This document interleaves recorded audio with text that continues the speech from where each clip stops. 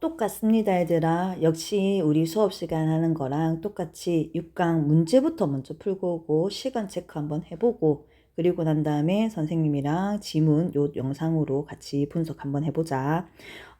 지금 여기 6강에 나와 있는 인문예술 6강에 나와 있는 요 글은 놀이 인간 맞지? 인간을 놀이하는 동물이라고 한다면서 이렇게 나와 있는데 이 글 자체가 그러니까 놀이와 관련해서 인간에 대해서 뭐 이야기하는 학자들의 이야기는 상당히 많이 나왔던 기출 지문들이거든. 그래서 작년에도 우리 인근의 학교에서 이런 글들을 모아가지고 이제 독서 고2들 독서 이제 프린트물로 막 나와가지고 시험을 쳤단 말이야. 그래서 이 지문은 좀 잘 봤으면 좋겠어. 자, 그러면 1문단부터 한번 가봅시다. 자, 인간을 놀이하는 동물이라고 한다. 자, 모든 언어권에서 놀이에 관한 단어가 발견된다는 것은 놀이가 인간의 역사와 함께였다는 것을 말해준다. 끝. 자, 헤라클레이토스가 놀이의 본격적인 철학의 주제로 삼은 이래로 자, 플라톤 칸트는 놀이에 대해 철학적 견해, 자신의 의견을 드러내었고 그 이후에 하위징하, 가다머, 핑크 등에 의해서 현대 철학자들이 놀이에 대해서 본격적으로 연구하였다라고 나왔어. 자, 헤라클레이토스, 그 다음에 플라톤, 칸트, 그 다음에 하위징하, 가다머, 핑크 이렇게 학자들 나누어 놨네. 그리고 이 문단에 하위징하로 잡았지. 그러면 이 글은 요 세 명에 대해서 자, 놀이에 대해서 어떻게 연구했는지를 드러내는 글이구나 라고 잡고 갈 수 있을 거고 특징들을 보면 좀 좋을 것 같아.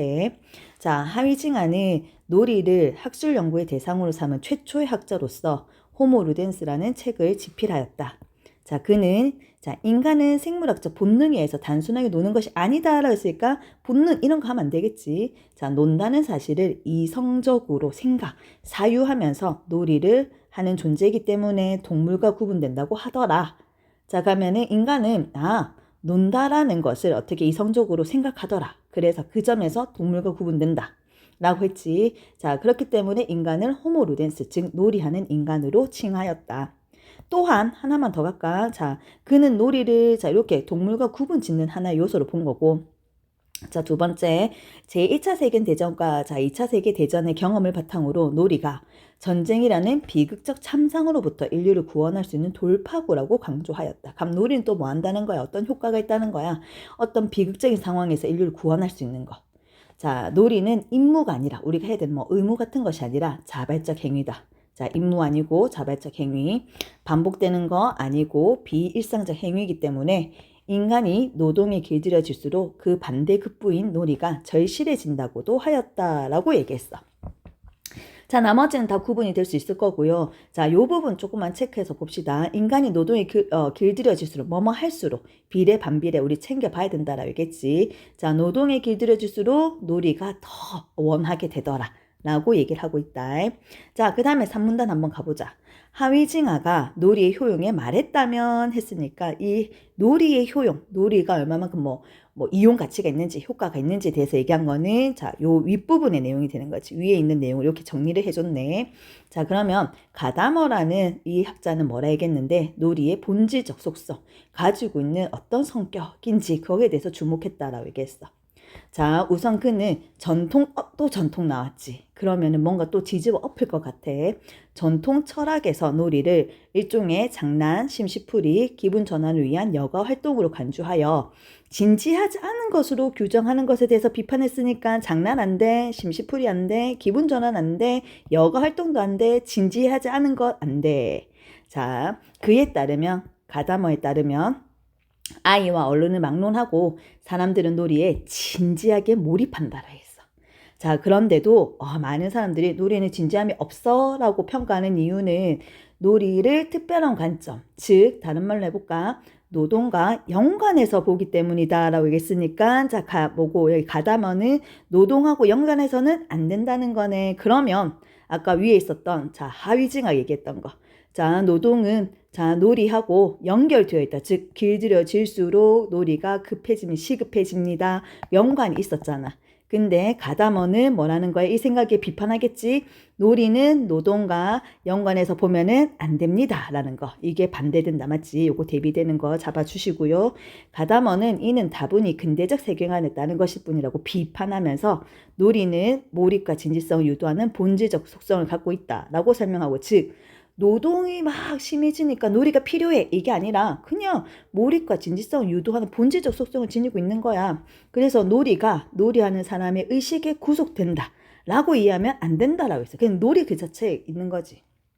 그래서 사람의 의식에 구속되어 있는 것도 아니다라고 얘기했어. 자, 그러면 조금만 더 가보자.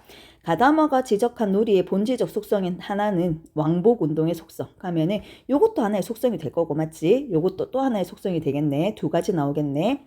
이쪽과 저쪽으로 오가는 왕복을 반복하는 것이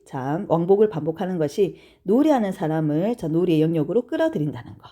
자, 가다머에 따르면 왕복 운동은 전제로 하는 놀이는 운동의 종점이 목표가 고정되어 있잖아. 끝이 없어.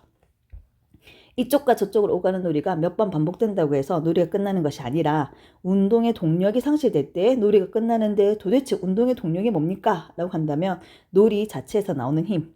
자, 인간이 놀이를 선택하고 놀이에서의 수행 과제를 설정한다고 할지라도 놀이를 지속하고 끝내는 힘은 어디에 있다? 그냥 놀이 그 자체. 되겠지요? 자, 예를 들어서 설명해 줍니다. 자, 10점을 먼저 달성하는 사람이 승리하는 놀이가 있다고 해보자. 누군가 10점 달성했어? 끝이 나는 게 아니야. 이 놀이가 너무 재밌거나 놀이에 참여하는 사람들이 몰입해 있다면은, 집중하고 있다면은 이 놀이는 몇 번이고 계속될 수 있는 거지. 자, 그렇기 때문에 가다머는 놀이가 놀이하는 사람을 존재한다. 즉 우리가 뭔가 해야지 이것보다는 놀이 자체가 놀이하는 사람을 만들어내더라. 자, 근데 이 문장에서 한번 봐야 되겠지. 왜냐면은 기역 부분에 문제가 나와 있어. 자, 나아가서라는 거니까 연결해서 더 확장을 시켜 나가는 거거든. 그럼 요 앞에 있는 문제 중요할 수밖에 없고, 자, 나아가서 뭐랬냐면 그는 놀이에 대한 이러한 관점을 예술에서도 똑같이 적용하였고, 자, 놀이가 그 본질적 속성을 말미암아 존재하는 것처럼 예술작품도 그렇게 존재한다. 예술작품 어떻게 존재합니까? 라고 한다면은 여기 그대로 대입하면 되겠지. 방금 뭐랬어? 놀이가 있기 때문에 놀이하는 사람이 존재합니다. 라고 얘기했지. 그렇다면 확장을 시켜볼까? 예술이 있기 때문에 또는 예술작품이 있기 때문에 예술하는 사람이 있는 겁니다. 라는 말로 쓸 수 있는 거. 자, 그래서 2번 문제 바로 연결시켜서 한번 보세요. 답 바로 나올 겁니다. 자, 이게 여기까지가 가다머. 자, 그러면은 앞에 나왔던 거 좀 정리하면은 하위징하는 놀이의 효용. 놀이는 어떤 효과가 있습니까? 라고 한다면 첫 번째 동물과 구분시켜주는 하나의 역할이 있고요. 전쟁이라는 비극적 참상으로부터 인류를 구원할 수 있는 돌파구가 됩니다. 노동에 길들여질수록 놀이가 절실해진다 라고 얘기했고, 가다머는 놀이의 본질적 속성, 놀이는 어떤 속성을 가지고 있나요? 라고 한다면 일단 몰입과 진지성을 가지고 있어요. 자, 그렇기 때문에 사람의 의식에 구속되어 있거나 노동과 연결시켜서는 안 돼요. 자, 두 번째, 왕복 운동의 속성이 있어요. 그래서 이 모든 것들은 목표가 고정되어 있지도 않고, 자, 인간의 의지로 끝이 나는 게 아니라, 자, 모든 그 놀이를 지속하고 끝낸 힘은 놀이 그 자체에 있어요. 라고 나와 있다. 자, 이제 5문단의 핑크 갑시다. 놀이를 인간의 실존적 문제와 관련해서 연구한 사람. 자, 그는 놀이가 인간의 삶의 주변적 현상도 우연적 현상도 아니다 그래서 주변도 아니고 우연도 아니다. 인간을 형성하는 본질적 요소라고 단언하였다 라고 얘기했어. 자, 그러면서 인간은 본질적으로 필멸, 우리는 죽을 수밖에 없지. 이제 소멸하는 그런 존재고, 노동자이고, 투쟁가이고, 타인을 사랑하는 사람이고, 놀이하는 자, 인간은 여러 가지로, 본질적으로 여러 가지 타고 태어났네. 자, 이때 놀이는 수행되어야 할 의무, 지향해야 될 목표가 외부에서 주어지지 않는다는 점에서 뭐가? 놀이가. 자, 그러면 놀이는 자 여기에 포함되어 있어서 맞지? 이 놀이는 자 외부에서 뭔가 주어지지 않는다는 점에서 노동이나 투쟁, 사랑 등과는 다르다 했거든. 이때 노동, 투쟁, 사랑 어디서 나왔던 단어들이야? 그렇지, 앞에 나왔잖아. 노동, 투쟁, 사랑. 그러니까 이런 모든 것들이 인간이 가지고 있는 본성이지만 그 중에서 구분이 되더라. 놀이하고는 구분이 되더라. 라고 얘기했어.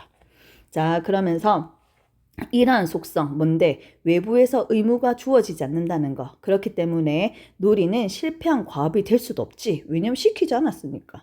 자, 성취되지 못한 목표가 없는데, 외부에서 주어진 게 없는데, 그로 인한 괴로움을 주지 않아. 즉, 괴로움이 없어.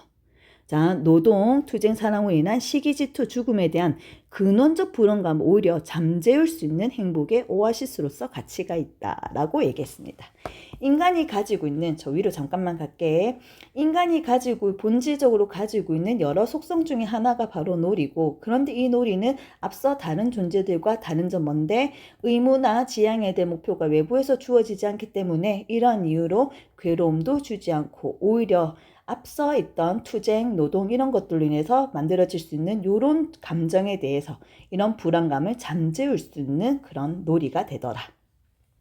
자, 조금만 더 가보자. 한편 다른 얘기 좀 해보자. 핑크는 놀이의 존재 방식에 주목하면서 놀이가 만들어지는, 생성되는 계기를 놀이 구조 계기라고 칭하고 정리해주고 있어.